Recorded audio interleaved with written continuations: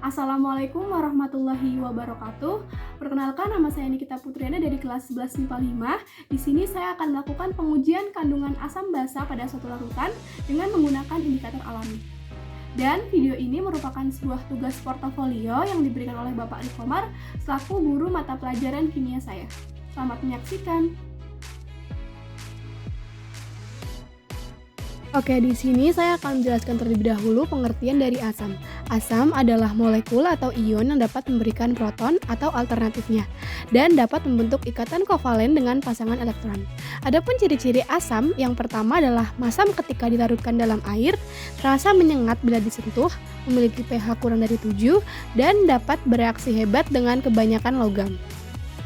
Selanjutnya adalah basa. Basa adalah senyawa kimia yang menyerap ion hidronium ketika dilarutkan dalam air. Nah, basa ini merupakan lawan dari asam. Ciri-ciri basa yang pertama adalah terasa pahit ketika dilarutkan dalam air, terasa licin apabila terkena kulit, dan memiliki pH lebih dari 7.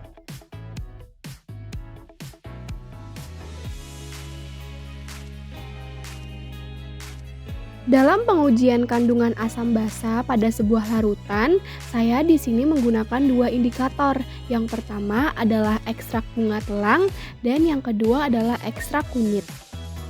Dan pada pengujian ini saya menggunakan 6 sampel. Yang pertama ada air sumur, air jeruk, air sabun, larutan baking powder, larutan cuka, dan yang terakhir ada larutan garam. Nah, indikator pertama yang akan diujikan terhadap sampel adalah bunga telang.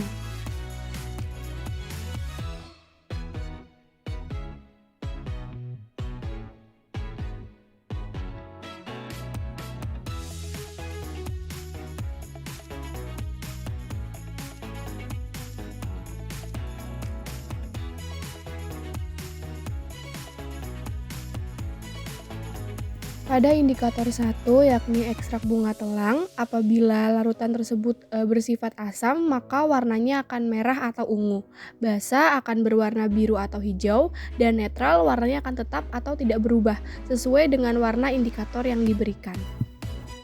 Dari pengujian indikator terhadap sampel pada video sebelumnya dapat disimpulkan bahwa air sumur bersifat netral, air jeruk bersifat asam, air sabun bersifat basa, larutan cuka bersifat asam, larutan baking powder bersifat basa, dan larutan garam bersifat netral.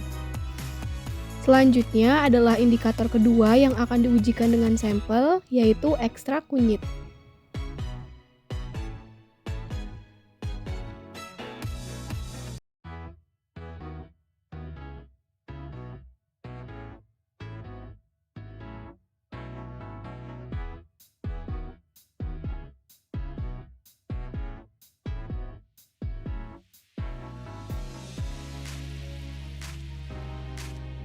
Pada pengujian indikator kedua, suatu larutan bersifat asam apabila larutannya berwarna kuning, basa apabila larutannya berwarna jingga, dan netral warnanya akan tetap atau tidak berubah sesuai dengan warna indikator yang diberikan. Dari pengujian indikator kedua ini terhadap sampel dapat disimpulkan bahwa air sumur bersifat netral, air jeruk bersifat asam, air sabun bersifat basa, larutan cuka bersifat asam, larutan baking powder bersifat basa, dan larutan garam bersifat netral.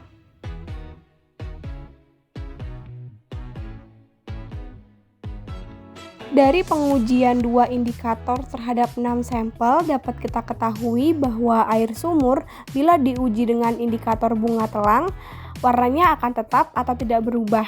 Kunyit warnanya akan tetap atau tidak berubah sehingga sifat larutannya adalah netral. Yang kedua adalah air jeruk.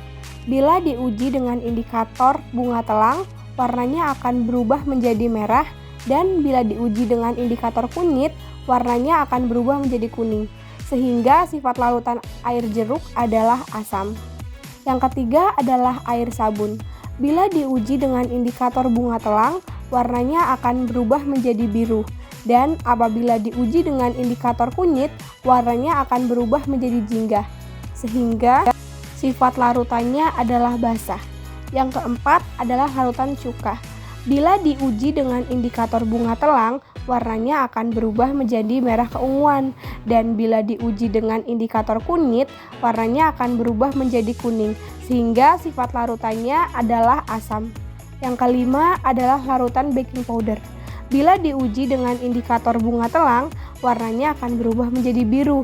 Dan bila diuji dengan indikator kunyit, warnanya akan berubah menjadi jingga, sehingga sifat larutannya adalah basah. Dan yang terakhir adalah larutan garam. Bila diuji dengan indikator bunga telang, warnanya akan tetap atau tidak berubah. Dan bila diuji dengan indikator kunyit, warnanya akan tetap atau tidak berubah, sehingga sifat larutannya adalah netral. Pada pengujian ini, meskipun kita tidak mengetahui dengan pasti nilai pH pada setiap larutan yang telah diujikan, seperti halnya kita mengukurnya menggunakan pH meter, namun dengan menggunakan pengujian ini, kita dapat melihat larutan mana sajakah yang bersifat asam, basa, maupun netral, dengan cara melihat perubahan warna yang terjadi pada larutan setelah ditetesi oleh indikator.